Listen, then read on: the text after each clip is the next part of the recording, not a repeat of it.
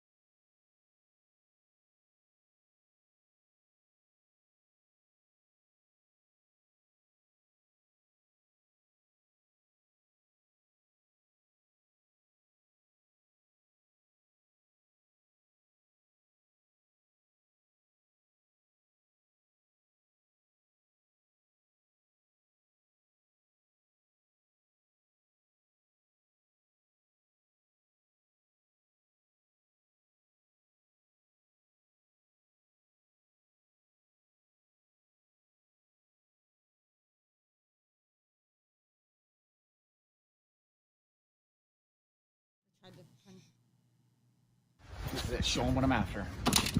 So we're on this ledge, and all of a sudden we just see that there's this iguana, like on this crazy ledge. Like, whoa. He's like, okay, what's gonna happen? He's gonna bite you.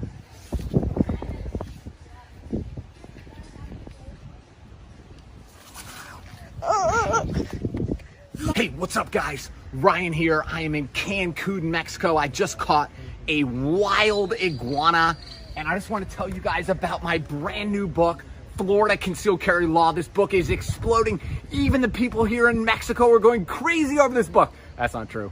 But for right now, for a limited time, you can get a copy of my brand new book for free. Just click that link down below. All that I ask is that you pay a little bit of shipping and handling. Grab a copy of my new book.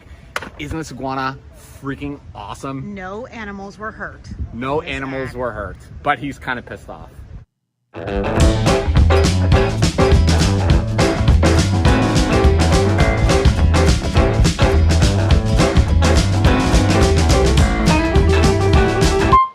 What is up, guys? Welcome back. Yes, we've been gone for a long time. It feels like forever. How many did we miss? 2 weeks? 2 weeks. Do you know that you missed shaving one hair right here? So there's one mustache hair that's like this long. Nice. That's my signature statement. Yeah, it's huge. It's a huge hair. Just randomly poking out of your nose. So yeah. We missed everybody. Ting Ting. We got Shell. We got OTO Racer, which I just found out. So his name is Tom, and he ordered some stuff while we were gone. So I had to, send that message like, yeah, you're not getting anything. FYI, we're on vacation in Arizona, and yeah, I'm gonna ship your stuff in a few weeks. But we shipped it on Friday or Saturday, and he was able to get it. He already got it today, so that's cool. Good, awesome, yeah, that's exactly. Good. I think he got a core belt, so very cool. Awesome. Rami, what's up? Valerie, Michelle, Dan, good to see you, buddy. A little echo. Is that? You know what the little echo is? It better now? Maybe it's just the way I'm talking. Don't shut off the air. Are you insane? Okay, I'm fine. Sorry. So we're super happy to have everybody back on. Arthur, Carlos. So Carlos Jason got the AR-15 secrets. Awesome. Course. This book right here. So tell us, Carlos.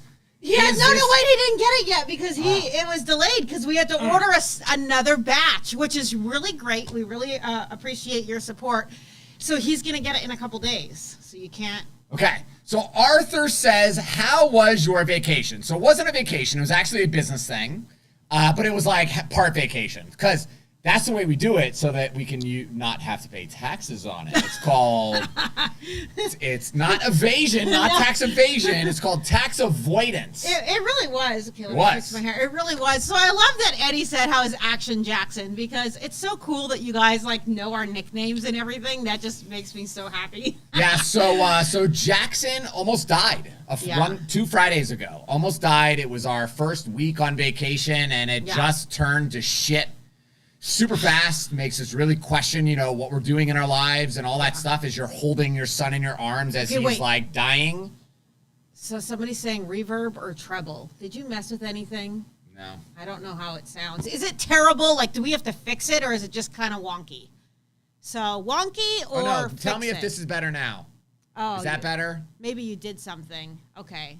I don't know. This machine does what it wants to do. I don't know, Ryan. I'm pretty sure it's your fault, and you're trying to blame it on the machine. No. Is that better, everybody? Tell me yes, no. Is it better in the comments below? Better. Yay! Great. Yes, we did it. Hi, Dan. Awesome. Okay, fixed. So whatever you did, you broke it, Ryan. It's all your fault. I didn't break it. We'll stick with that. Anyway. So, yeah, Jax almost died right in my arms, right in Tiff's arms. It was super terrifying. But we're not going to tell you what happened yet. We're going to save it for the end. Yes. So if you want to hear what happened with Jax, how Jaxson almost died, and how it was the scariest freaking moment. And we're not being dramatic either. We're not. This is not a dramatic thing. This really did. Yeah. He really did almost die. In fact, no matter how I can explain it to you guys on this video, you will never understand how violent and how terrible this moment was. Yeah. I wanted to record it, and in my mind, but I was like, Ryan, we're trying to keep him alive right now. I can't. But I knew in the moment, if I couldn't show somebody a video of what was happening, you would never believe me. Yeah. You would never believe me. Yeah. But anyway, we'll get to that. I felt the same way because you hadn't made it yet, and I was like, I need to show it because you think, don't say yeah, but I'm just saying you think that I'm overreacting because I kind of You're a woman, and I worry and I kind of get a little worked up. But anyway, so we have a lot to cover, right? A lot of shit going on. A lot of stuff has happened in the last 2 weeks, So of course we had a lot of mass shootings and the Nancy Pelosi's of the world never want to let a good tragedy go to waste. So they've been launching onto some big gun control rhetoric. And there's been a lot of talk, right? One congressperson proposed a 1,000% tax when you go to buy an AR-15. Yeah, crazy. There's lots of politicians saying we need to raise the minimum age to own an AR-15 from 18 to 21. And just a lot of random stuff.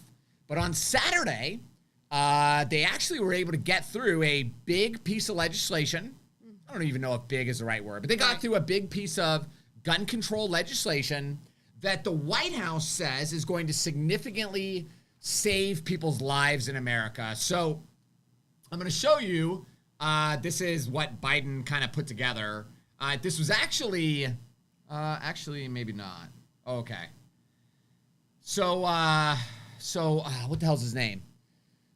Senator Marco Rubio, he was one of the sponsors of this bill, which is interesting, something to keep in mind for later. Isn't he a Republican? He's a Republican, man, but there was basically 14 Republicans that sponsored this bill. 14 or 15, yeah. So it's called the Bipartisan Safer Communities Act, okay? Sounds good. We'll see if it actually is good as we go through it. So this bill would amend current law to clarify who needs a federal license to buy and sell firearms, impose a stricter background check review process. It would eliminate the boyfriend loophole, what's the boyfriend loophole? First time I heard about that was when that one dude was running for governor here in Florida against Rob DeSantis. Yeah. You know what I'm talking about? Yeah. Big dude? Yeah. Okay. So it also provides states with funding to implement extreme risk protection orders. It would invest $250 million into community violence intervention programs. Bill would expand access to community and school-based behavioral health services for children and families. Okay. It would expand and certify. It would expand the Certified Community Behavioral Health Clinic demonstration program up to 10 new states. I don't know what the hell that means. Yeah, I'm not sure what that means. The bill will provide funding to increase awareness of mental health issues among school-age children. It would train adults inside of schools to recognize these types of dangers. Okay. It would help connect these children with the care that they need, which I think is a great thing. Yep, I agree. Bill would also provide funding to increase the number of mental health services provided to schools. Mm-hmm. Now, here's something that really pissed me off about this. It said that it will provide $1 billion to help schools put in place comprehensive strategies to create safe and healthy learning environments for children. What the hell does that mean? Safe and healthy. So the part that bothers me is that like bullying? What they actually go on to say is like after school programs and stuff like that. Okay. I don't really see how that's going to like reduce mass shootings or whatever. I don't think that's the problem. Yeah, I don't think it's a problem, but maybe they're thinking like the parents are working and they're going home alone and then they're, not being supervised. Maybe. Okay, but the last thing that it says is this bill will provide $300 million to provide schools with training tools on how to prevent and respond to acts of extreme violence. That is not enough money. That's the thing, in my opinion, that we should be dumping the majority. I don't know how much his budget is. It's probably $50 trillion because that's how the government likes to spend money. But $300 million is just not enough, in my opinion. We need to harden and secure these schools, not implement an after-school daycare program. Right. So I just think that's very, very messed up there. So tell me in the comments, what do you guys think about those like 12 things that I just read? Do you support that? Do you not support it? What do you guys think? Did I miss something that I didn't hear anything gun control wise? The boyfriend loophole, and they want to increase like the background check period when you go to buy a gun. Right now, if you're 20 years old and you go to buy a gun, when they do the FBI background check, they can only see your adult record. Yes, they can't not see the your juvenile record. Because with everything, your juvenile record is right. So this actually makes it where they can see your juvenile record from the age of 16 up until current. Okay. What do you think about that? I was going to ask you, what do you think about that? I think that is brilliant. I think it is very smart. It's something we should have been doing a long time ago. Because let's just be honest here, right? Like it still has to be though one of the disqualifiers that you still have to be a criminal, a convicted felon. This would not be like I walked into CVS and stole a candy bar and got charged with that. That is what, if you are going to get charged with something juvenile, that should be what it is. Like the petty stuff, because if you're, if you have a domestic or a armed robbery, which a lot of them do, or armed carjacking. Not even that. If we start looking at like the Nicholas Cruz incident, I don't remember how old he was, but he slit his wrists. That shit should be on there, right? When they if he goes at 18 to buy a gun, then they should be able to see, bro, you slit your wrist a year ago and we're in a mental institution. That shouldn't be hidden, in my opinion, from that background check process, because you're clearly an unstable individual. Does that make sense? Yeah, no, I get it. It's just I want to know, like, where is the line drawn? Like, when they say an extended background check, we're going to read the actual bill in a second. Some of the important points. I just want to make sure that they're only looking at the same things. It is. That an adult would be. It is. Disqualified for. Yep. Yeah, same because stuff. and I think that that's okay, because if you do something at 17 years old that disqualifies you to own a firearm if you are 18, let's say, then I think that's fair enough. Just like sometimes we try people as adults. Sure. Because the crime was so heinous that they deserve it. You need to be tried as an adult. Yeah. Yeah. Yeah, so I think a lot of people, I moved my thing here and it's way too freaking small. I got to move it back or we're never going to get through this. Where's the comments, though? I moved it. Okay, like an idiot. I was going to say, we need to see the comments because... All right, so congratulations to New York and New Jersey. Yes, I agree. We're going to talk about that in a second. I already dealt with more extensive background check. To 12 days and 5 calls to FDLE to get my Glock. Couldn't tell me why it was taking so long. Well, that's the government for you. I just checked Rubio did not vote for the bill. Biden signed it into law this past weekend. Interesting, because if you go onto the Congress's website, it actually says that Marco Rubio is the sponsor of the bill, a co-sponsor. Yeah. So he might not have voted for the final draft, but he obviously must have been a co-sponsor of it. Right. Or maybe I read something wrong, but his name was on there as a co-sponsor. Okay, so Sandwich something was on there and said, like, when, now I missed it there, but he said, like, how far do we, when should it be considered passed? Like, when should it be considered the past, right? Your yeah, best so friend. like something you did in the past, Yeah. when is that the past and when is it relevant? Right, exactly. I would say when you can prove extensively that behavior has changed.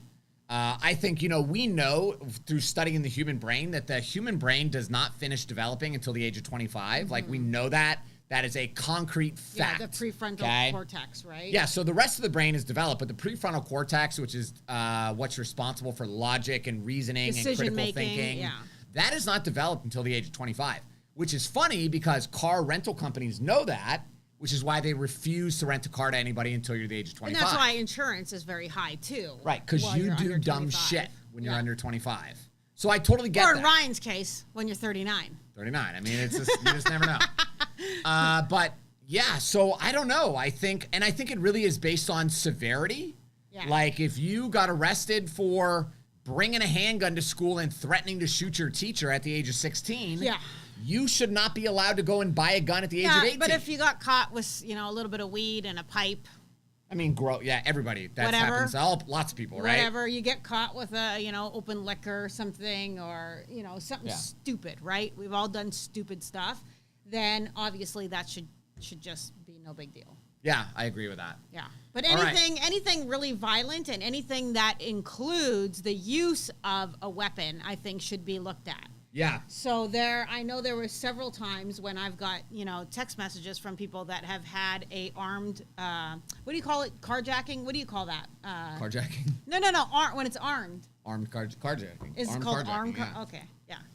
The armed carjacking, which I'm like, ooh, that's a pretty risky thing to do when you're a kid. Remember that? I got arrested for some things, but never anything like that. I got close to some of that stuff. I just never got. You were bad close. though. You guys don't know. I was with a rough crowd back then. With a rough crowd. Yeah. All right, so let's take a look at what this basically says. So Title II of this bill basically says that improving the NICS examination of juvenile records. Okay. So let's see what it says here. Requirements for background check, juvenile records, the appropriate state custodian of mental health adjudication records in the state in which a person resides. So if somebody under the age of, or between the age of 18 and 16 had been committed for any mental health reasons, those records would pop up when they do a background check to go buy a gun. Tell me in the comments real quick. Do you guys agree with that or do you not agree with that? Should a minor's mental health arrest record be relevant to buying a gun at the age of 18 to the age of 21? What do you think?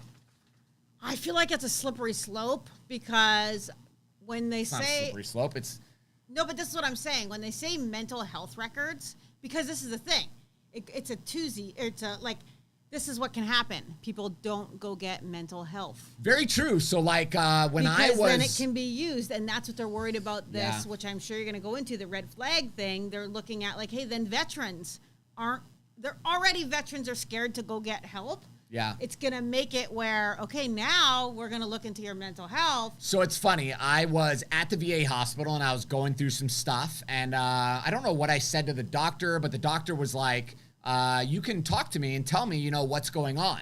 Right. And I said, "I'm not talking to you." Yeah. I said, "I'll hire my own outside doctor." Yeah. And she goes, "Mr. Thomas, I was the president on call, or the doctor on call for President Obama," and she starts going through all this crap. You can trust me. And I said, "No, I can't." Right. Because I've heard a lot of stories of veterans coming in here talking about issues. Right.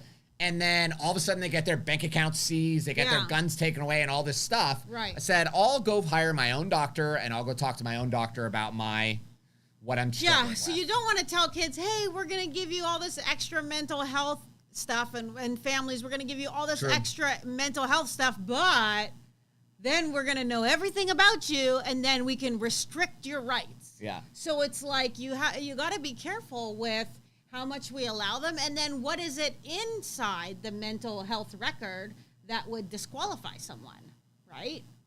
That, I think, makes it a little bit slippery slope, which... Adam says, are you guys really using a near-death experience with your son as clickbait? No, it's called smart marketing, because we're going to talk about it at the end. Yeah, clickbait is when you don't actually talk about the thing. Okay, yeah, So, it's go not Google clickbait, but we're not going to talk about it to the end. Okay. Because... So the second part of this is that it says that local law enforcement, when they do a background check on somebody between the age of 21 and 18,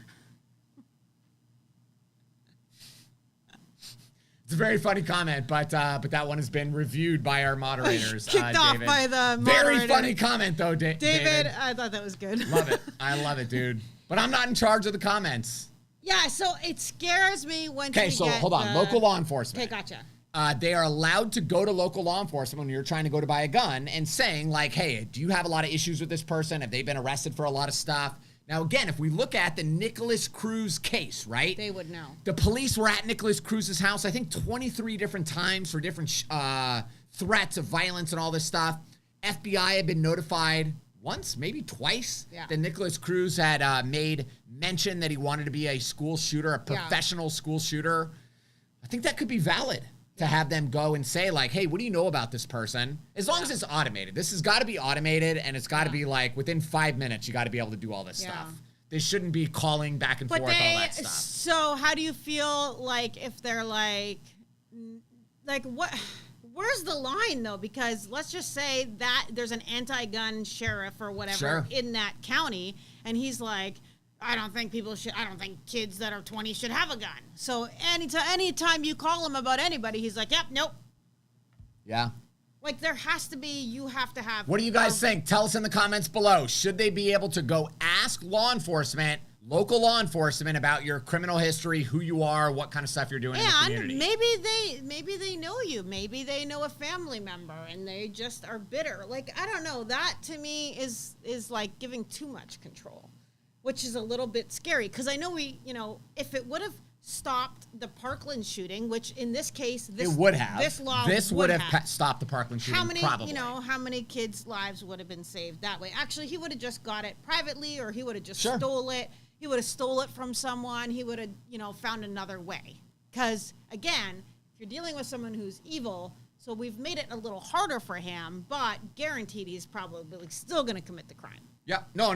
Again, right? Because they're committed to committing the crime. They don't care what these rules are, what they got to do to go figure it out. Okay, so most people are with us on the not talking to local police. I mean... Cowards attack people with guns, but they usually don't walk away. They usually don't walk away. One of our students just shot somebody. Really? Yeah, on Friday. You forgot to tell me about this. Yeah, so crazy story, but young woman. So she was in a lot of pain Thursday, early Friday morning or whatever. So she went to the emergency room. Her current boyfriend drove her there. And, let me back up. Thursday night, she wakes up, all 4 of the tires on her brand new car are slashed. So then Friday, she's in a bunch of pain. She goes to the ER. As her and her boyfriend are walking back to their car in the parking garage, the ex-boyfriend and the new girlfriend pull up, and they want to, like, fist fight in this parking lot, which, what the hell, bro? If I broke up with you, I'd just be like, you're crazy anyway, and you just move on, right? Well, that's not the way it always goes there, So sweetheart. They jumped in the car, they drove away, while the new girlfriend is, like, chasing them through the parking lot, screaming and yelling. So they jump in their car, they follow them home. Our student pulls into the driveway and parks. Bad guy pulls right in front of them, jumps out, and starts, like, jiggling the driver's side door and is finally able to open it. So is now, it locked? I don't know. I asked that question. I got a couple different answers, so it was a little hard. Okay. Because, again, this is, like, 12 hours after the incident. Right, so you know she's stressed and not remembering things properly. Right. Door opens. I guess the gun was inside of the side of the door. So the boyfriend grabbed the gun. So it's in his hand. He put it in his back pocket. The ex-boyfriend is, like, still attacking him, whatever. So finally he pulled out the gun, shot the guy twice in the arm, I think, once in the leg. Wow. And the rest is history. So they got interviewed, but, it could be months before they decide whether to press charges or not. Very, very interesting. Yeah. But she said, I signed up for your class after they got attacked in the parking lot. Okay. Signed up on the drive home because she was so scared. Yeah. And then once she got home, that's when the actual shooting happened. And I said, you see, like, you didn't think you needed this until you were being chased home by some psychopath. Yeah. And unfortunately, then it's too late. That's not the time to do it. Yeah exactly. All right, so the next big thing this bill is going to do is it's going to change the definition of engage in the business of buying and selling guns. Okay, so we already know what? No, so that's a good thing that OTO Racer says. So I think the federal background check of juvenile records would be complicated by state juvenile records laws and require court orders to release. How is mental health records? Actually, that's a good point. I didn't even think about. I didn't think That's about what I'm the saying. HIPAA Like stuff. so much stuff would change. Yeah. That it just doesn't. I don't know if. Yeah. Because then it's like I feel like it's opening up a whole new can of like worms. they did it with the young people now, and now it's like, oh, we're gonna do this with all adults. Yeah. Yeah. And then true. people don't get any mental health. I wouldn't go. I care more about my guns than mental health. But you don't do it now, even with the HIPAA law. So for sure, people are gonna not do it. I don't say shit to doctors. And that's what I'm scared nothing. of, right? Yeah. Is we want people to go get help. We want people to, be honest and to be able to work through that stuff. Because if you're not honest, honestly, it's like you can't get help. Because how can they help you with something if they don't know what's going on? Yeah. So we want to be able to tell these kids, like, yes. Yeah, that's a good point. Okay, thank you, Marco. We appreciate it. Heard a rumor about possible constitutional carry in Florida. Yeah, they've been sharing that rumor for 7 years. So when it passes, we'll let you know. It's not a rumor. I mean, they still are talking about it. But I don't know. Okay, so back in the day, if you were a federal firearms licensee, that meant that you were buying and selling firearms with the purpose of making it your livelihood. Right. The way, your primary source of making money for you and your family. Okay. So there's a lot of people like at gun shows, right? You'll have people that are real FFL dealers, but then you also have people that are just a hobby. They just buy a gun, and if they can sell it for an extra $50, they will. Yeah. And that's just their little side hustle, right? This makes that illegal. Yeah, they say that, like, are they going to have a limit? Like, you can only sell... No, okay, so hold on. So it says, by striking the principal objective of livelihood and profit and inserting the predominantly earn a profit. So now instead of it saying... earn a profit. To earn a profit. Always sell a gun. I mean, hopefully to get a profit. That could be $20, but okay, so what it says is to predominantly earn a profit means that the intent underlying the sale or disposition of the firearm is predominantly one of obtaining pensionary gains. I don't know how to say that word. Pensionary. As opposed to other intents such as improving or liquidating personal firearms collections. So that means how are you going to prove that? Well, it's not really about liquidating. Yeah. It's not really about proving it. But yeah, so if you're one of these people, you remember one of our customers back at our gun store, ATF came and knocked on his door, which is interesting because he would go and he would buy Draco AK pistols, and he was just really good at knowing what they were worth and getting good deals on them. He would buy them for a super cheap price, and then he would go flip them like the next week, and he would make hundreds of dollars. Well, he was doing so many of these transactions that he sparked the interest of ATF. They knocked on his door and was like, you cut this out or you're going to jail. Okay. I don't agree with that. What they're trying to do is... eliminate private sales. Yes, because they're not able to do this universal background check yet. So they're trying to... That's like their secondary way to eliminate private sales. Yeah. Yeah, so Jess says, don't you have to turn a profit to hold an FFL? No, because most gun stores are broke. Most gun stores make very little money. And gunsmiths have FFLs, and they just fix Pawn guns. shops have FFLs. Yeah, so you have to be in the business of buying and selling guns. You're not allowed to go get an FFL simply so that you can get a discount buying guns at wholesale. Personal guns, Yeah, you have to be doing transactions. Yeah. All right, so the next thing says it's going to stop illegal trafficking in firearms act. No, that's not going to... You guys haven't figured out how to stop drugs. You haven't figured out how to stop human trafficking or sex slavery. Human trafficking is a way bigger issue. Way bigger, and they're not doing anything about it. Yeah. Probably because they're getting paid for it. Somebody brought it up. Somebody, who was it where, said, like, the porn. They were like, we should be attacking the porn industry like we are attacking the gun industry. Don't you remember Ross Spano, who was a Florida congressman, he proposed a bill to make pornography illegal in the state of Florida, and he got freaking slaughtered over it. I think he got slaughtered by both sides. By a lot of people. Which I'm very surprised. Yeah. Because, I don't know, put in the comments. I mean, are you for it or are you against it? No, don't do that. We don't want our YouTube channel blocked. Tom Cigar is probably on here. He's going to send us some crazy picture. All right, so the next one, which this is an interesting one. So this as opposed to domestic violence. So it says currently domestic violence in the state of Florida means this. Domestic violence means assault, aggravated assault, battery, aggravated battery, sexual assault, sexual battery, stalking, aggravated stalking, kidnapping, false imprisonment, blah, blah, blah, and the list goes on and on. But here's the interesting part. Domestic violence only applies to a certain group of people. So it applies to a family or household member, which means a spouse, former spouse, person related by blood or marriage, persons who are presently living together as if a family, or who have resided together in the past as if a family, and the list goes on and on. What this does not include is a boyfriend beating or abusing a girlfriend. Oh, really? That does not consider domestic. A boyfriend who does not live with his girlfriend could totally beat the crap out of her. And that's not considered a domestic? It is not. It would be considered assault and battery, not domestic violence. Okay, I am definitely for... So should a boyfriend beating the crap out of a girlfriend, should that be considered domestic violence in America? Yes, I think it should be anybody in a relationship, a sexual relationship. Okay. Right? Yeah, I agree. Because that's, I mean, whether you're living together or not, if you're in a sexual relationship, I would think that that is considered domestic. Just, I mean, if they're making... Tell me in the comments. I'm not going to keep going until you guys tell me. Tell me in the comments.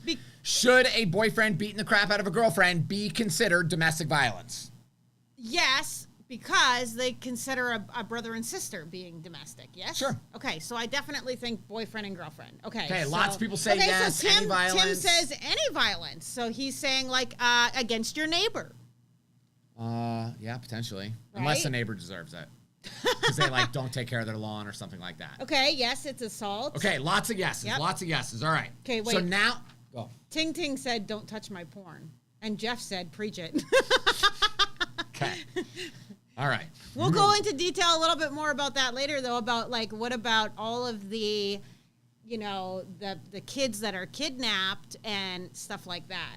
Yeah. Because that's a big deal. Like, we're talking about, you know, hurting kids in these mass shootings. Mm-hmm. There is a way larger amount, is that, there is a lot more kids that are affected by the sex industry. Yeah, that's a lot. Yeah. All right, so the new term of domestic violence would include the phrase a dating relationship, which means a relationship between individuals who had or have recently had a continuing serious relationship of a romantic or intimate nature. So it's almost the same thing, but they're saying, like, now you've been broken up for a month and something happens. So no, it doesn't matter. So you hurt somebody and you're in a relationship with them. That would be considered domestic violence, mm-hmm. which would prohibit you, I believe, for 5 years from being able to own or possess a gun. Yeah, so I agree, Jess, with 100%. So, yes, but with proof. Any girl gets mad at a guy and can put him in jail, no questions asked. I 100% agree, 100%. And I get a lot of men that text me, mostly men, sometimes women, that'll text me and say, hey, I was charged with this domestic violence, but she lied and the charges got dropped. So... agree 100%. You have to have the proof because if the charges are dropped, then you would still be eligible. Yeah. Yeah, so that's it for the bill. And then they also they're giving federal money to, like, institute red flag laws nationwide. The red flag law thing is what scares the jeebies out of me because they want to take away due process.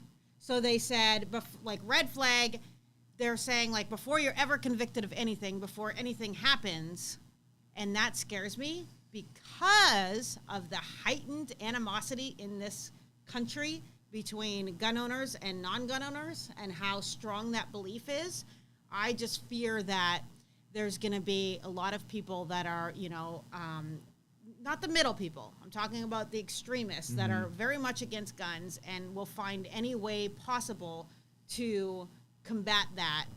Right? Yes. No due process. That scares me. Now, I did just read an article today, which really made me very curious. So it was a woman who was she was curious about this red flag thing. Right. About how, you know, there's a lot of talk that there's no due process. There's a lot of talk. It's just a gun grab. So I guess every day, Monday, Tuesday, Wednesday, and Thursday in Tampa, you can actually go sit into the red flag hearings. Oh. So she said, I went and sat for an entire day. It was like 8 hours and just listened to the red flag cases. Mm-hmm.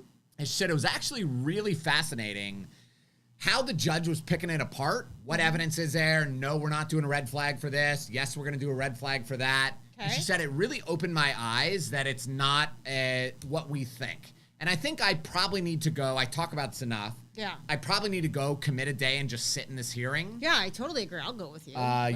Because it sounds interesting. I'd be very curious to see, like, what cases are coming forward, why people are red flagged. It's going to depend on the judge again. And apparently there's only one judge in Tampa that does this. Oh, because these are the things that scare me. Like, okay, in Tampa, let's say There's a, really believes in the Constitution, really believes Sure. in our rights. So they're going to weigh mostly on this side. But what happens when you have a judge that doesn't believe that we, have the right to own guns, doesn't believe that it's a constitutional or God-given right, and now they're in charge for that county of issuing these red flag laws? I have said for years, there is a stark difference. If you use a gun in self-defense in Polk County, there will be your case will be very different than if you use a gun in self-defense in Pinellas County. Yes. I might be wrong. 100%. I'm pretty sure judges are supposed to be like non-biased or whatever. But I'm pretty sure that would be different. They're humans, and they are just like jurors, right?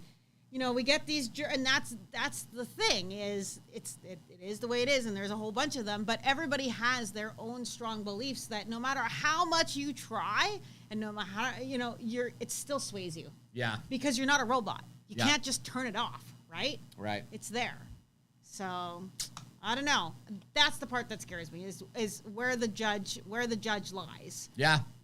Could and be scary. That's why it scares me when they wanted to have everybody examined by a psychologist, psychiatrist, before they got a gun. Well, what was fascinating? Where are these psychologists coming from? Like, if they're anti-gun, they're going to be finding every little thing. Oh, we actually just had a psychiatrist in the class the other day. So he's retired, like Air Force colonel. Okay. And now he's got a psychiatrist practice or whatever. So I asked him that question. Yeah. And he said, Ryan, it would never work. Right. Which I thought he was going to say the opposite. I thought he was going to say, like, yes, we should all do this. But he said, people lie. Yeah. People come to my office and they just flat out lie to me. Exactly. They know what to say to me to lie. You can't And tell. it takes so many different sessions. It takes catching the person off guard to really get the truth. Where you can catch them in certain things, and I 100% agree. So Kathy Douglas, she just said that, she's like, people can put on a front. Like, you can't always tell. Just like, until the pressure is put on. Well, you don't know a person's character until shit is falling apart. So she gave. Then you discover really quick what that person is really about. Yeah. So she gave a good example. She said, look at the foster families. They go through a home study. They go through an extensive background check. They look at referrals. They go through all this stuff, right? And then they still abuse the kids. And lock them in sheds and do all this crazy stuff for the money. That just goes to show that, people can lie and people can. Confucius just found the G spot, apparently. Oh my gosh. Okay. I'm going to turn red here. Okay. All right. So let's go to a question here. So first question says, going to the range to zero my new AR-15. As I'm getting older, my eyes are not what they used to be. Would you have any recommendations for a good zero target for people with old folk eyes? I actually forgot to look up the name of the target. Do you remember what it's called? No, but you'll find it right away. Range zero target. So we used to use this all the time. Actually, this is a good one here. So plus tactical. If you just go on to Amazon and type in range zero target plus tactical 25 meter. So that's really good. That'll show you the clicks very easily. Mm-hmm. Yeah, that's all you need, man. So, and then you just got to follow the directions. And the hardest part is knowing what each click in your optic represents. Yeah. So watch a YouTube video for your optic on how to zero it so that understand all the clicks, and then go to the range with that target. Yep. Yeah. All right. So big, massive victory for the state of New York, for New Jersey. Yeah. For a long time, they've been real jerks about residents being able to own and possess guns. It's been very, very complicated. Because they required that you have another reason other than just for self-protection. Right. Yeah. Apparently, like in the state of New Jersey, I've heard lots of crazy stories. Woman was getting attacked by like a woman who was a stripper in New Jersey. Okay. Guy started following her home or whatever. He burned her. I think he poured hot wax or something on her, but burned her skin real bad. He went to prison for 7 years, and then he was getting out on parole. She went to New Jersey to go get a gun, and she's like, I need this gun. I'm scared of him. I need a gun. Right. But it takes 3 months just to get approved to buy a gun in New Jersey. Well, it's still going to be like that. Okay. But finally, this guy gets out of prison. She gets murdered before she ever had the opportunity to own and buy a gun. That is ridiculous. But let's just clarify. They have a big win because now they can use that as their reason. They don't have to find another reason. But they still have to do they still have to have 3 referrals or references. So they still have to go interview people. Yeah, but 3 references is a lot easier than I have to come up and make up this huge story about, or like New York. I've heard from people in New York. You have to have a business and you have to show regular deposits of $10,000 or more to qualify to get a concealed carry permit in New York City. Since when do you, that should be illegal. That's why the Supreme Court just said this is illegal. What you're doing is illegal. You can't do that. You can't say only somebody who makes this much money is allowed to protect themselves. That's bogus. Crazy, right? I'm surprised people haven't fought that sooner. I think it's pretty hard to get something to the Supreme Court level. Wow. Yeah, definitely not easy. So I think, the next step is to take away that reference thing, because then they can just do your background check and you can be approved or not approved, because I feel like it's still, what they're going to do is it's still going to take months. Sure, they're going to drag their feet because they don't want to issue permits. It's just like the state of Illinois, right? Yeah. After the McDonald versus City of Chicago Supreme Court case, which said you have to allow residents in the City of Chicago to get a carry permit. So how long does it take now? But still, right? So it's forever. A 16-hour concealed carry course. I'm sure it takes forever to get the license, costs hundreds and hundreds of dollars. All this red tape. Compared to Florida, I have students texting me today, and they're like, Ryan, I got my permit in 7 days. Yeah, Valerie just said that her husband got his permit. He just took your class a couple weeks ago. Yeah. And he's already got it. So, I mean, yeah. And crazy. Florida's a must-issue state. So as long as you pass the background check, they have to give it to you. Right. Doesn't matter. Somebody calls them and says, oh, I don't think he should have a gun or whatever. Yeah. Doesn't matter. Yeah. So I think it's a huge win. Yeah, I don't really know what other state doesn't really issue carry permits properly anymore. Right? Hawaii probably is a pain in the ass. Yeah, well, you can't. They don't issue them at all. They have to issue it. Every state has to issue a carry permit. The thing is, they just make the process so cumbersome. Yeah, California. My cousin in California tried to get a permit, and the sheriff just said, you don't need a permit. Yeah. He's a repo man in San Diego, okay? Like, if anybody needs a gun, it's a freaking repo man. Yeah. So Jess says, holy hell, did they teach you to build a Glock from scratch in 16 hours? I've heard that the courses there are so long and boring because the instructors are just trying to run. It's just a run out the clock game. They're just trying to. Hey guys, so we're gonna. Oh, there's a fly. Okay, we're gonna talk about. Yeah. Couldn't imagine it. Yeah, so Michelle says her husband got his in 2 weeks. That's awesome. That's, typical turnaround when things aren't going crazy, right? Like when coronavirus happened or something like that. Typical turning around is 10 to 14 days, which is pretty good, I think. Super fast. It can be faster sometimes, but. Yeah. Okay, what's another question you have there? All right, next question. Please explain carrying concealed within a vehicle without a concealed carry license, i.e. center console, glove box, under the seat. Okay, so inside of my international best-selling book, Florida Concealed Carry Law. Because you shipped one copy where? To your dad in Canada. To my dad in Canada. So pretty now sure it counts. We are international. International, baby. That's all it gets. We've even shipped books to Will overseas. Yeah. We are a Was he desert. On? He's on. Oh, is he? Hi, Will. We've shipped books globally. Yes. Global, not even international. Global best-selling. Where is he? Qatar? Qatar, Qatar? He was in Saudi Arabia the other day, I think. Oh, really? Yeah. Wow. Yeah, I'm pretty sure he's a drug smuggler. Yeah, if anybody has emailed me, I'm sorry. I haven't caught up on my emails, and there's so many from our vacation that I kind of just delete all. Can't be that important. I just delete kept all. going. Well, here's proof, okay? Not going to lie. Do you see that number right here? Wait. Oh, gosh. Now I don't know how to get to it. She has 19,358 unread emails. 19,358 emails. Yeah. Nobody understands the amount of emails. Do you guys understand why we don't answer our phone anymore? So if you get an email back from me, you know that I care. Even if I only answer 1 out of 10, because we get so many emails. Student emails about the classes and stuff. I always answer those. But ones that come in, like check this video, or I have a question. Read this article we want to share with you. I have a question of this. I don't always get to them, because if I did, I would literally not be able to raise my family. I one time was, because listening to Gary Vaynerchuk, who's a big social media person, he's like, you have to respond to every comment on social media. So I was like, yes, Gary, I'm going to do it. And then I did it, and I was like, I spent 9 hours responding to comments on social media. I was like, yeah, I'm not doing this anymore. Yeah, this is stupid. Between everything, right? It's not just email. It's text messages. It's YouTube. It's I Facebook easily today probably had 250 text messages. Yeah, and then we get Messenger, and sometimes things just get buried. Honestly, it just gets buried, and I just, what happens if I get the ting and it pops up while I'm right there, then I'm usually good about it. But sometimes if it gets buried, I don't go through everything. So my apologies. Anyway, what's all right, your so next here's question? basically the deal. We just said the question, and then you went on some tangent about emails. We forgot to answer it. Yeah. So basically, let's see what this guy's name is. Jingles. Probably not your real name, Jingles.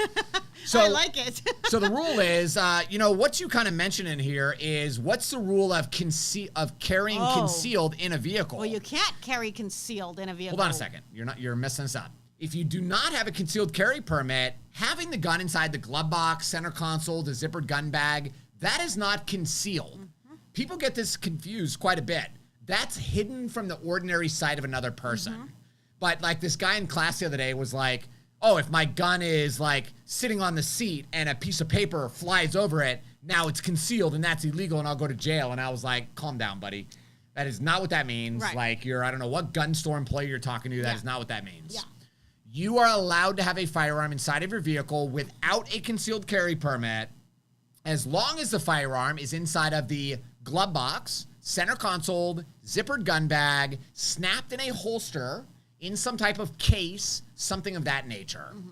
I break down all the laws inside of my book, Florida Concealed Carry Law, so make sure you pick it up if you don't have it already. If the firearm is not in something, so let's say you just had a handgun sitting on the passenger seat. Yeah. Is that legal, Tiffany? No, it is Why not? Because it's not out of the ordinary sight of somebody just walking by. What if it is? What if you're in a big pickup truck and nobody can see? It's not securely encased. It's not securely encased, and it is readily accessible to a person. Right. So readily accessible means it is as accessible as if it was on your body. Yeah. Now, what if we took that same handgun, not in a holster, not in a case, nothing, and we just put it on the back seat? That is legal according to Florida law because it is not securely encased, okay? But it is not readily accessible any longer. It's not both. It's one or the other. Either or. Correct. Okay? So either securely encased or not readily accessible. But you cannot have your firearm on your body if you do not have a concealed carry permit, because somebody just texted me. They're like, I need to take a concealed carry class. Yeah, we just had one on Saturday. I just got arrested. Yeah. And I was like, and he said, I was carrying my firearm concealed on my body. No, did I tell you what happened? Well, wait, so I'm talking. Okay, go. This story's just boring. Interrupting me. Keep going. So he was carrying concealed. To answer my email first, of course, Dan, I always answer your emails. Answer me, yes or no. I've always answered your emails, right? Anyway, so if you don't have a concealed carry permit, at no time can you have your firearm concealed on you. Like if you want to open carry in your yard without a concealed carry permit, you can do that because it is on your property. But you can't, like in your car, have your firearm concealed unless you have a permit. Correct. Yeah, so the other day the day we got back, actually, Tiffany packaged up all of her packages, and I rushed to the post office to go deliver everything. And missed the post office by 3 minutes. They locked it. They locked it early. Like, just saying, I can't do anything trusted to them. Ryan with your packages. Okay. He failed. I failed, people. Mission failed. So I'm there, and like this guy's eyeballing me in the parking lot, but I'm just like, whatever, wave at him, whatever. And then as I'm walking out, he's like, do I know you from somewhere? And I was like, are you into guns? And he's like, yeah, you're from YouTube, right? And I'm like, yeah, I'm the YouTube guy. And he goes, oh, man, I really want to get a carry permit. What do you want to do in your classes? And I was like, all right, bro, let's hook it up. You can come tomorrow if you want. And he goes, yeah, I got my gun in my bag right here. And I'm thinking in my head, like, you're walking into the post office right now? And he's like, it's not always legal, but you got to do what you got to do. And I'm like, first of all, you suck at being a criminal. Yeah, don't say it out loud. If you're gonna commit a felony, you don't blurt it out in front of the whole parking lot, bro. Like, what are you thinking? So this guy just doesn't understand. Yeah. Number one, you gotta have a permit to have the gun in a backpack. Yeah. Getting a carry permit is so easy in Florida. especially through us. It's a nightmare through everybody else. But when you come through us, it's amazing. We make the process so flippin' easy. Super easy, yeah. So why wouldn't you just do it? Number 2, you need to learn the law so that you know you can't just walk into a federal building with a gun. It's a massive deal. Yeah, crazy. So, Will, mowing my lawn and CC in my pocket, is that legal? Yeah, absolutely. Because you're on your own property. Yeah, because you're on your own property. Yeah. Same thing, Connecticut. They were technically may issue. Now it can be shall issue. Okay. I don't even bring my pocket knife in the post office. Yeah, Tim. Technically, under the law, you're allowed to have a knife under the blade length of 2.5 inches. 2.5 inches. And that is totally legal on federal property, like the VA hospital. The only reason I know that is because I have to go to the VA, a couple times a year. Right. But I still don't do it because so many people recognize me that if there was ever a person to search, it'd be like, oh, let's go search that guy. Even the head of the SWAT team at the James A. Haley hospital has taken my classes. Okay. So they know who I am. They know you? Yeah. If there's somebody they're gonna check, they're gonna check me, man. So Gotcha. I just don't do it. It's just not worth it. But I guarantee you, there's 500 veterans in there, old World War II guys that are like, screw you, you're not gonna tell me what to do. Yeah. Have a little pocket knife. Yeah. Yeah, sure. I agree. So you allowed to bring mace or pepper spray? I actually don't know. Yeah, I don't know. I always feel like if you're not going to allow me to have a gun or a knife, you better let me have pepper spray. Yeah. But my only self-defense option, if I don't have a knife and I don't have a gun, tactical pen, right? is to cover my hand in feces. I mean, it literally is the only thing. Like, you do that. I've learned nobody wants to be attacked by a person covered in feces. It's just, I don't know, human nature. It's weird. Shut up. You're gross. All right, next question. Okay, check out this video. This is a road rage incident that happened here in Florida last week, I believe. Tonight, a South Florida woman said that she came under the gun in what she described as a road rage incident that left her fearing for her life. Go around. Whatever. I have your tag. It's like a revolver, doesn't it? The woman says she was heading home from work on Thursday when the driver of this blue Mitsubishi kept slamming on his brakes as he tried to get the attention of a nearby woman in the area. Almost just shot. The woman said she finally honked her horn and the situation escalated quickly. You see there, woman's dash cam video captured the moment the driver of the Mitsubishi got out of his car, lifted his shirt, pulled out that pistol, and pointed it her direction. She went to police with this video. They are now investigating the incident. He's not even holding the gun properly. Yeah, because you got to also remember when you're about dealing with people. So the guy didn't have a holster. I didn't see a holster. That was an old school revolver. No, it looked like he had one of those Blackhawk nylon freaking Okay, holsters. maybe. Yes. But that was a old school revolver, I think. Yeah. And that guy just didn't have a freaking clue. Doesn't sound like the police have captured this guy yet. Well, they have his license plate. I know, they're going to get him, right?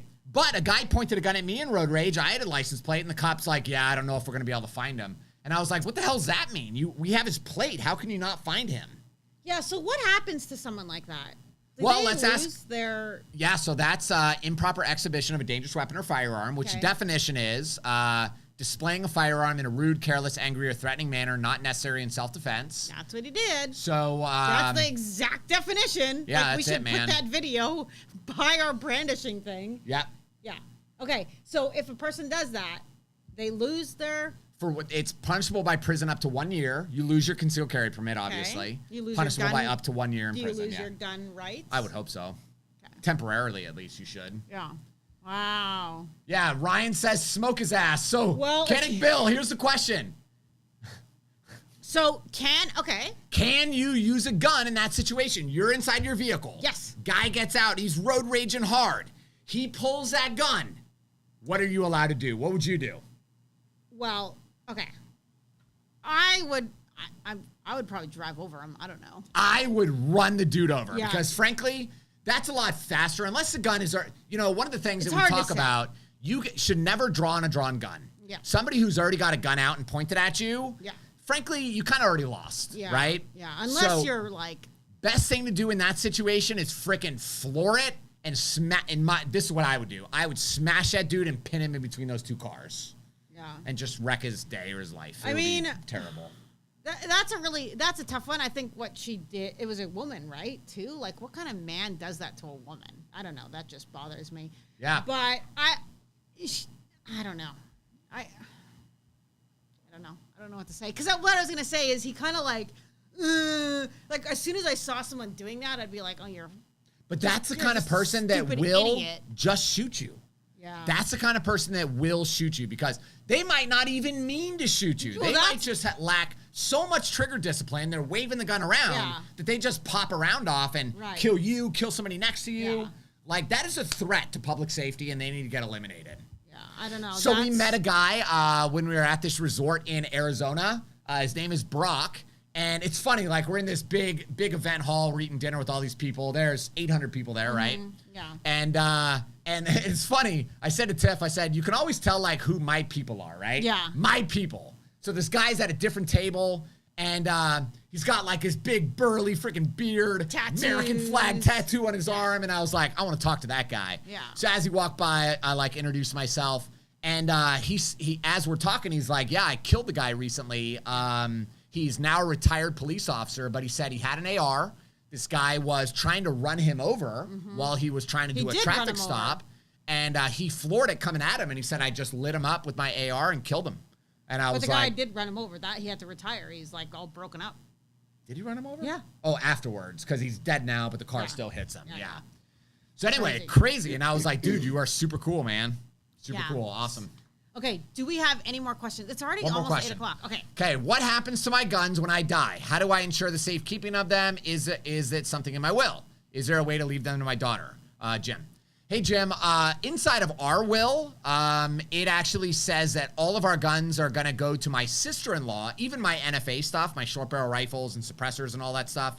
Oh, tomorrow, I get to pick up my 2 brand new suppressors. Calm down. Totally forgot. Tomorrow It's been like afternoon. 2 years. It's been a year and a half. Yeah. 2 new suppressors tomorrow. Super excited.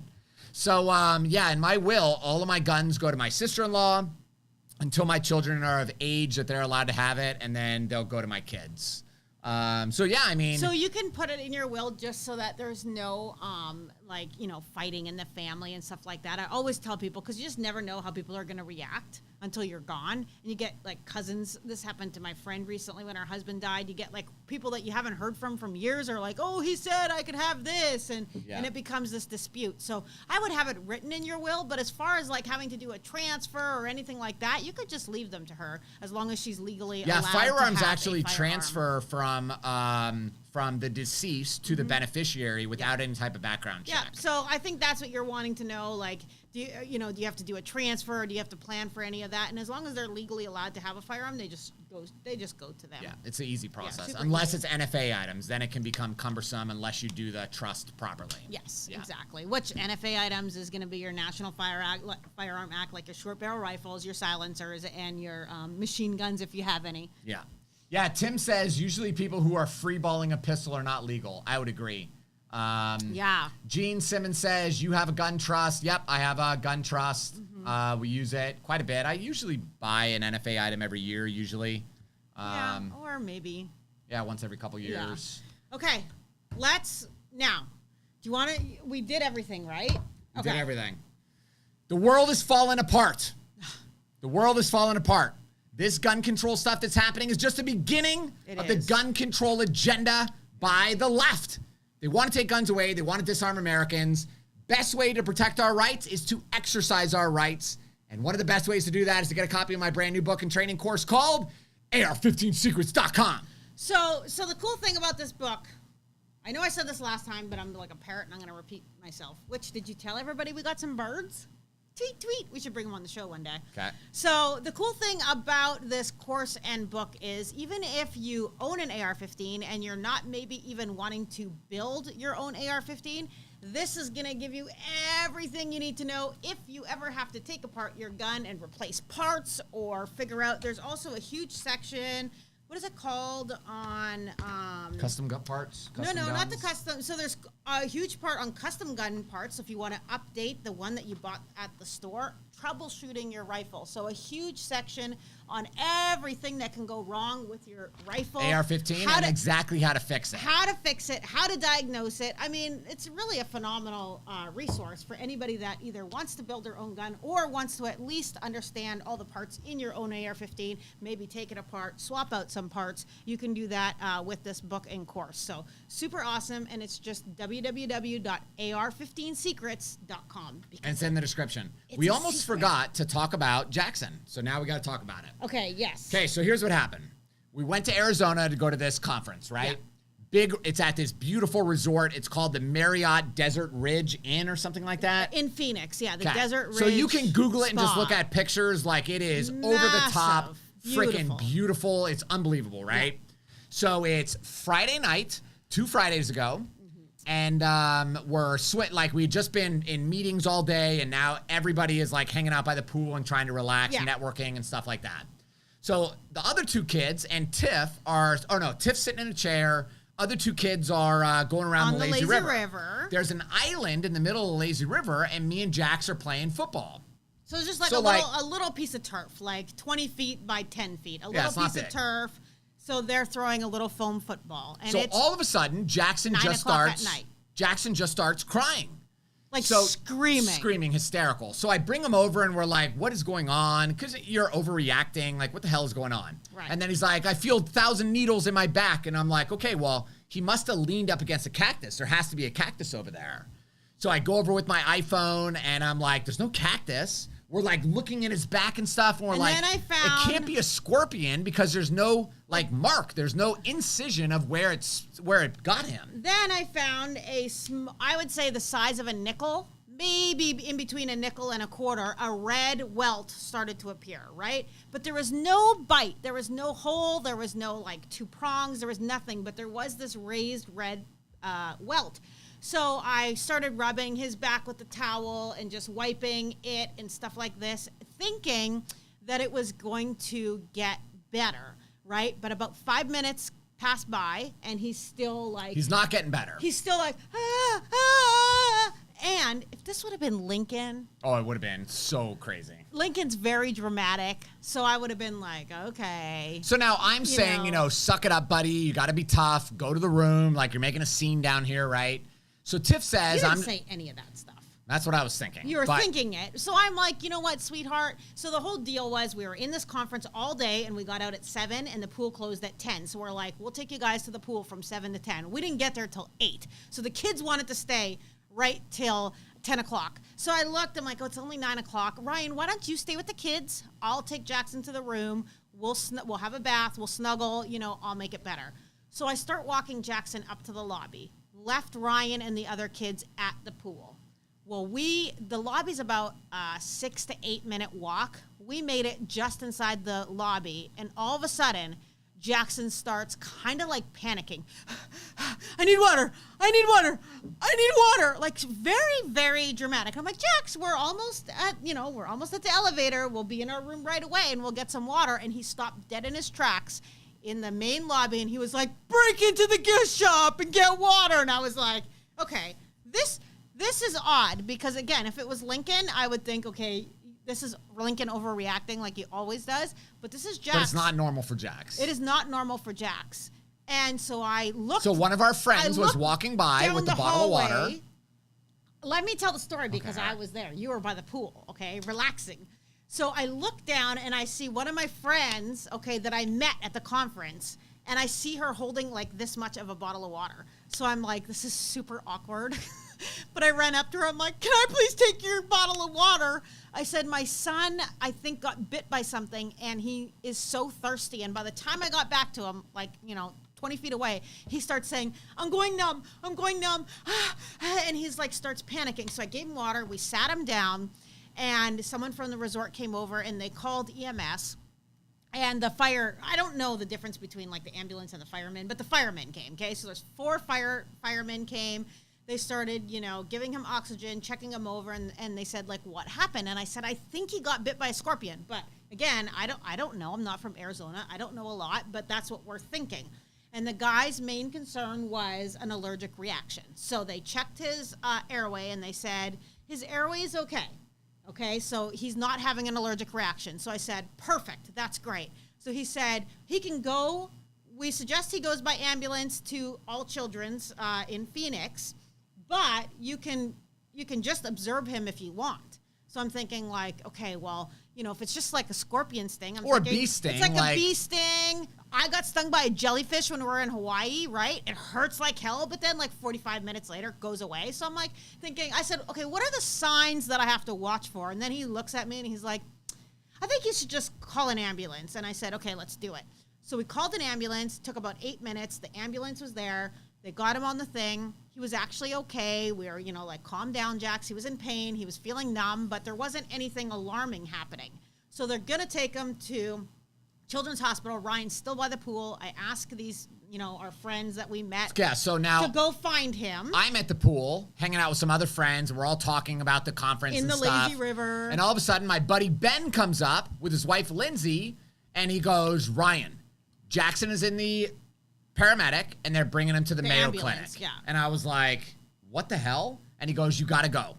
And I was like, and he said, the hotel manager is going to meet you in the lobby. And I'm like, what the hell? So now I'm like screaming, Paisley Lincoln, get over here, like grabbing everybody. And then, So me and Jax get in the ambulance. I'm thinking, okay, you know, they're just playing cautious. We're going to get in the ambulance. They're taking us to Children's Phoenix. You know, the lights aren't even on. They're monitoring. I'm like, it's just going to be a bee sting. They're going to check him out, and then they're going to release him. About a minute and 30 seconds later, okay, Jaxson takes like a turn for the worst, and he starts like convulsing, okay, like doing this. His eyes start bouncing. The guy says, light him up. And then he says, like, reroute, blah, blah. So instead of going to the Children's Hospital, which was 20 minutes away, there was a Mayo Hospital that was like 12 minutes away. So they took us to that hospital instead. And by the time we got to that hospital, he was full on it's hard to explain, but he could not control his body at all. So he was flailing. His fists were like tied like this, and he was flailing back and forth. His eyeballs could not stop dodging. He couldn't look at you. It was like and just no control. Couldn't be still for even a microsecond. No control, and it was the scariest thing in the world. So we get, you know, I'm like, just get to the hospital. We get to the hospital, kind of nobody knows what's going on. They're like, what's happening? And I said, I think he got bit by a scorpion. They're like, they're thinking this is probably not a scorpion because I haven't seen this type of reaction before. So they're getting all these people in, right? So then before I know it, there's like 7 to 10 people in the room. Nurses, doctors, checking stuff, yelling things out, and Jax is just going crazy, right? So I show them the spot on his back. They're looking into things. Ryan is still not there yet, and it's about, I would say, 10 minutes in, and Jaxson has not stopped, right? So now I'm panicking. He's getting worse. His eyeballs, he can't concentrate. He can't talk. He can't do anything. I mean, he could say words, but he couldn't. Like, he didn't understand what he was saying. Yeah, and he couldn't hold still, and it was just crazy. So they're trying to put the IV in. They had to board his arm down, put it on a board because it was flying all over. The blood is going. It was terrifying. Finally, somebody says, your husband's here. Okay, so I get to the hospital, and you call me. So I get to the hospital, and I'm like, I'm Jaxson Thomas's dad. What room is he in? And he's like, you're not allowed in. You're not allowed in. And I said, what the fuck does that mean? Okay. And then they said, you're only allowed to have one parent in there at a time. And I was like, this is bullshit. And then they said, you have to stand in the parking lot. Do you know how irritating that is? Mm-hmm. Like, now at this moment, I don't really know what's happening yet. Yeah. So I still think people are kind of overreacting, but I'm like, all right. So I'm pissed, right? So I called Tiff, and this is the first time I've talked to her, right? Right. So like, oh, you didn't even have your cell phone. The hotel manager gave me your phone. Yes. So I gave it to the nurse and said, he said, you have to call your wife. I said, I have her phone. Yeah. So go give it to her. The nurse brought it to me, and I didn't know. I said to Ryan, I think you should come in, but I don't know if it's so bad, is what I said to you. I said, but you just kept saying, you need to pray. You need to pray. This is really bad. It's so bad. And I was like, I have to let him in because it's his dad, right? But I didn't want to leave him. So it was like the worst thing in the world because I was so freaking terrified. And, I'm praying, like I'm, pleading with God to just save him. And I'm thinking like Jaxson needs me right now because I know he can still hear me. And I'm, singing Jesus loves you. I'm praying in his ear. I'm telling him it's okay. Mommy loves you. I'm telling him all this. And now they're telling me like, oh, you got to leave. So the waiting room is way over here, like so far, like a freaking mile away, and Jackson's over here, and they made us do this. Well, no, they wanted her to run to me first, and then I could go. but I could hear Tiff coming down the hall, and I just took off past the security guy. Crying because I'm thinking, I can't believe I just left my kid in there. He's got nobody. He's terrified, and I don't even know when the end of this hallway is. Like, we couldn't see each other. It was like a whole bunch of curves, right? So anyway, we swapped. And then she yells to me as I'm running by, room 12. So I get there, and you know how hospitals, they have that, like, blocked door that somebody has to buzz you in? I get to that blocked door. So I go up, and I said, open the door. I'm Jackson's dad, room 12, open the door. And the lady goes, what's the doctor's name? I said, I don't know what the effing doctor's name is. Open the effing door. Yeah. And she goes, you can't use profanity in here. And somebody else opened it from the other side, accidentally, I think, and I just ripped it open, bolted through, and then I got in there. So Jax was, like, convulsing. Words would never be able to help you guys understand what was happening. Yeah. So as he was convulsing, he was like this. But it's like a extra long seizure. You know, when you have a seizure, it was in a few minutes. an hour and a half long. It was an hour and a half long of nonstop. So I get in there and I'm like, all right, what's going on? And I'm like holding him and I'm talking to him and like, buddy, you got to be tough. You got to be brave, man. And then he would do this. I'd say, buddy, you got to be tough. You got to fight this. And he would go like this. And that was all he could do was like grit his teeth. And it was funny. Like he would go like this and go, ugh. And later he told me I was trying to hold still, Dad, because trying not to move. They kept saying hold still, but that's all he could do was just like grit his teeth and just do that. So then I said to them, like, where's the anti-venom? What are we doing? And they said, the anti-venom is coming. And I'm like, okay, like, when is it going to be here? And they said 10 to 15 minutes. And I'm like, okay. So now 10 to 15 minutes has passed. Just back up for a second, okay? While I'm in the room, they called and said, okay, there's kids at the pool that have a black light. There's scorpions everywhere. Okay. Yeah, they found 200 of them. So finally, we were able to tell the doctor, okay, confirmed, it's got to be a scorpion because they saw a bunch of them right around the lazy river. So that's when they were like, okay, you know, get the anti-venom ready, blah, blah, blah. But the doctor, again, he said, this is the worst I've seen in 10 years. Okay. So it was super, super crazy.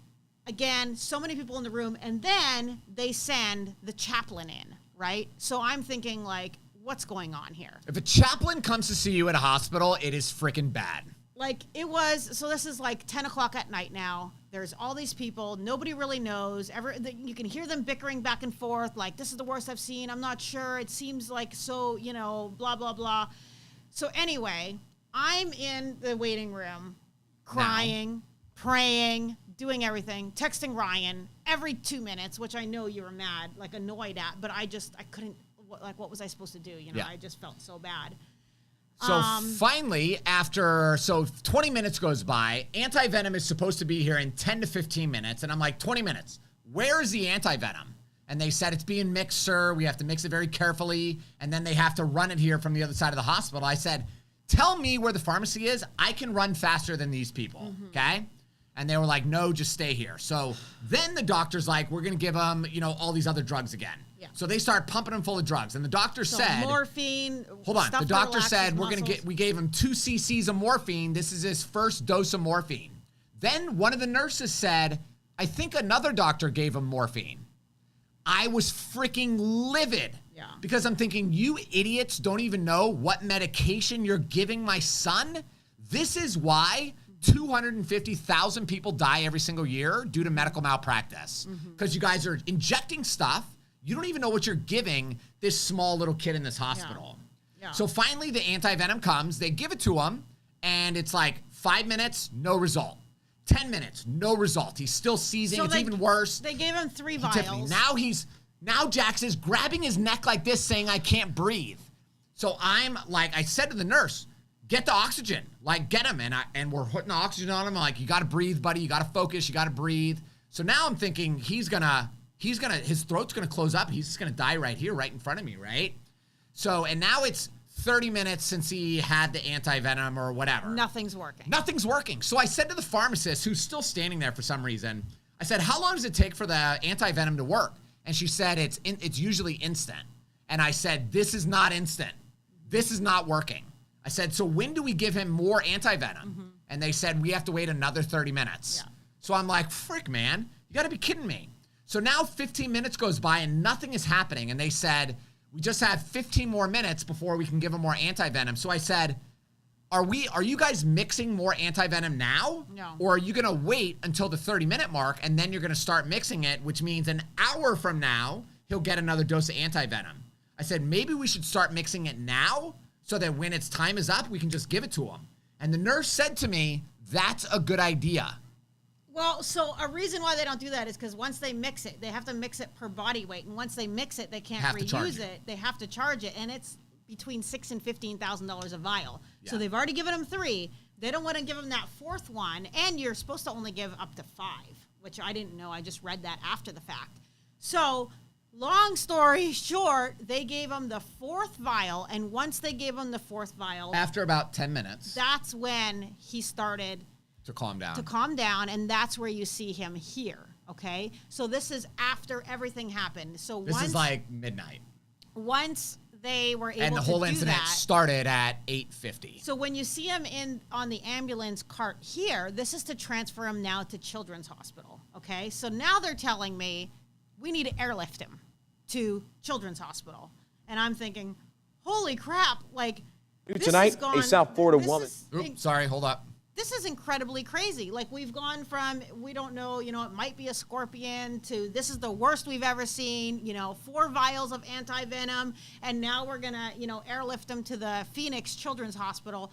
It was just crazy, because we just didn't know what to expect. And at the time, I didn't know, like, is this going to come back? Like, is he going to have long-term effects? Because if you go on Google, it says all kinds of stuff.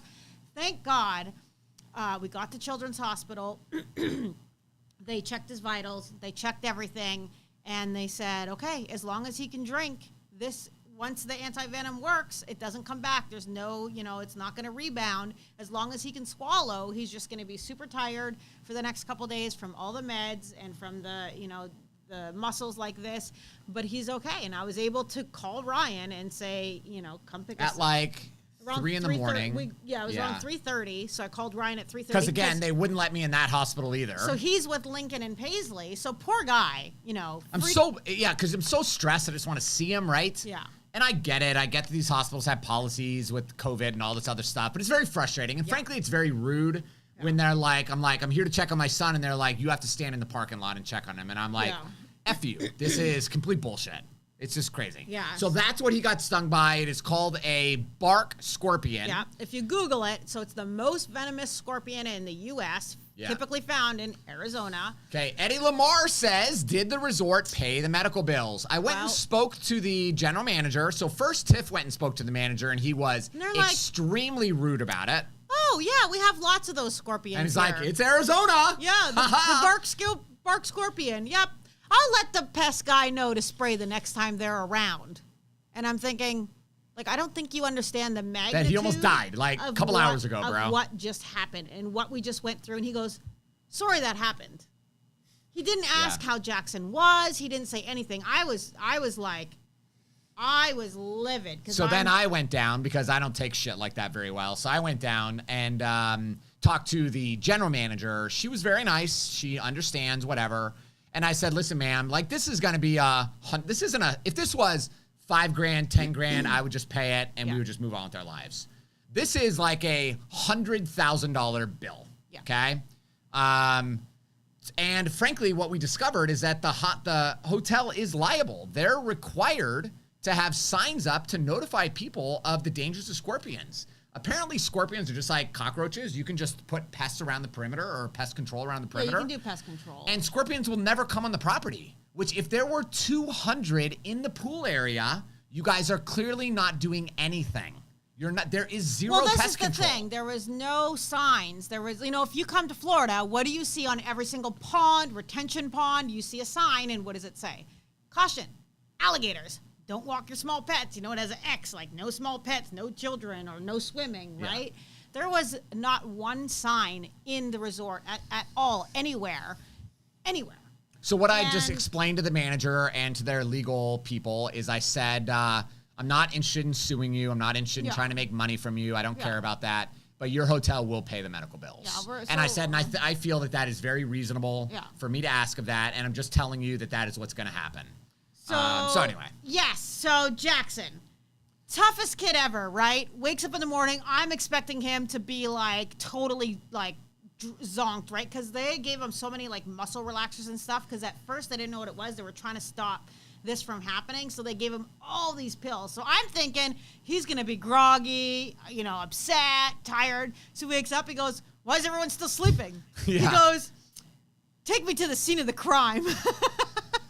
So we went downstairs and they had this cool like scorpion tequila shirt So that I Ryan wildly bought it. overpaid for. I bought him that. And then it was funny, the next day we're still at the event and me and the kids are in the hot tub and we're like talking to other people there. I'm like, "Oh, where are you guys from?" Or I said, "Hey, what's your name?" And he's like, "Oh, my name's Dave." And he goes, "You're the Scorpion family, right?" I was like, "Hell yeah, we're the Scorpion family." Yeah. So, yeah. So I've been calling him Scorpio, and he even bought a necklace that has bark scorpion, like in the, you know how they In the amber. in the resin, they put it Yeah. in the resin, so it's like this big and it's a scorpion, and he's like wearing that. And if you know Jax, he's really small for his age, so the necklace is just really big, and he's just so cute. And he, you know, that made us really reevaluate like everything when something like that happens, right? It's like a big wake up call. You just kind of Do realize I really have to work this much? what matters Yeah. in life. And yeah, so it's not Action Jackson anymore. It's gonna be the Scorpion King. Yeah, we did get pictures and video of everything, and Yeah. I have videos from friends that saw videos of the scorpions, Yeah, and lots of so- witnesses that saw the scorpions But- and stuff. Super crazy. I mean, it was Very scary. It was traumatizing. It took us like I'm still a little traumatized by it. It's, you know, if you've ever been through something really traumatic, like when the traumatic thing happens, I think your brain naturally does this, but your brain naturally doesn't want to think about it. Right. Because it does bring you back. Even the pictures make me emotional. I know it Yeah. did you too. Yeah. But you just try not to think about it. And then, you know, something happens, you see the scorpion and you're like, you almost died, dude. What's funny is Jaxson is like significantly more affectionate Yes, in the last week. he's been snuggling a lot. Because he knows, man, he knows. And it was Yeah. interesting because, you know, as it was all happening, I didn't feel like he could hear us as we were Yeah. talking to him. He But knew everything. He knew everything. He knew what was happening. He just couldn't concentrate on what was happening. Yeah, I was singing My Little Sunshine. And he said, "I could hear you singing that." And Jesus Loves Me, I was singing in his ear. Yeah. Yeah. So, super thankful for, you So know. Eddie, the resort, the manager, it was so stupid. The manager was like, because of what happened, we're going to refund 1 night's stay. Okay, we were there for 4 nights. 5, I think. I don't know. This is a very expensive resort. Yeah. And you refund 1 day. I don't and care. I was like, I don't care even, about that. I don't even care. Don't refund me. Like, but you're going to pay the $100,000. Please pay the medical bill. I'm Yeah. fine with paying the room fee, right? Like, oh my gosh. So anyway, everything was fine. Yeah. Everything worked out. And it's just one more thing, you know, I talked to the doctor right before we left. And I was like, so really, like, this is, you know, this is the worst you ever seen? And he's like, it's, now I know, you know, but it was like an 1%, 2% Yeah. thing. It was just an anomaly that, because it wasn't an allergic reaction. It was the actual venom that it is a neurotoxin. So it attacked his brain and it started making him do all kinds of weird stuff. Yeah. So. And now we're just trying to figure out what superpower he has. Yeah, exactly. So anyway, yes, to God be the glory is right. Yeah. I never prayed, you know, I was on the floor in that waiting room. I was on the floor praying and, you know, making deals with God, which I know you're not supposed to do, but I was just like, God, just save him, keep him for me, and I will, you know, I will be a better person. I will, you know, I will be way better. So crazy. Anyway, thanks for watching, guys. Oh, yeah. Marcel says that he said, I just cried a little. It hits home because his daughter has epilepsy. Oh. Found out 2 years ago, and he did CPR on her, not knowing what was going on. Yeah. Yeah, Marcel, you know, Oh, dude. that's Like, so scary. there's nothing. The only thing that was close to this incident as scary for me as a dad was one time Lincoln, when he was Lincoln. like 3 or 4, he was climbing up on my recliner, and he fell off and landed on his head. Yeah. And he was like knocked unconscious. Yeah. So I picked him up and I would shake him, and if I shook him violently, then he would start crying. But as soon as I stopped shaking him because I didn't want to hurt him, then he would pass out His again. eyes would roll So back, I thought yeah. he's like dying, right? Yeah. Tiffany's trying to dial 911. She couldn't even dial the number. She was so scared. Yeah. Like that was the second like worst moment. Yeah. So But yeah, there- something that happens to your kids, Because you're very helpless, hard, right? yeah. And it's just very hard. And when you came back to the hotel room and we all went to sleep and you just started crying, right, in bed, like hit you. I can't talk about it right now. But in the moment, you know, I just had to be focused and I just had to get shit done, right? And then even at the hospital, dealing with all the stuff, right? Because Tiffany wasn't even dressed. She was in her swimming trunks, in my right? Bathing suit, right? So I had to go get her clothes. It was just dealing with a lot of stuff. Yeah. And then after, when Tiff and Jaxson, everybody's in the bed, and I finally laid down and was like, okay, I'm going to sleep, that's when I started crying, because that's when it hit me, and I was like, what the freaking hell just happened, man? Yeah, terrifying. It was terrifying. It was so, bad. Okay. Thanks for listening, guys. Not clickbait, Adam. Yeah. Was that his name? Yeah. All right, guys, we love you, and we'll see you next Monday night. Be safe. 7 p.m.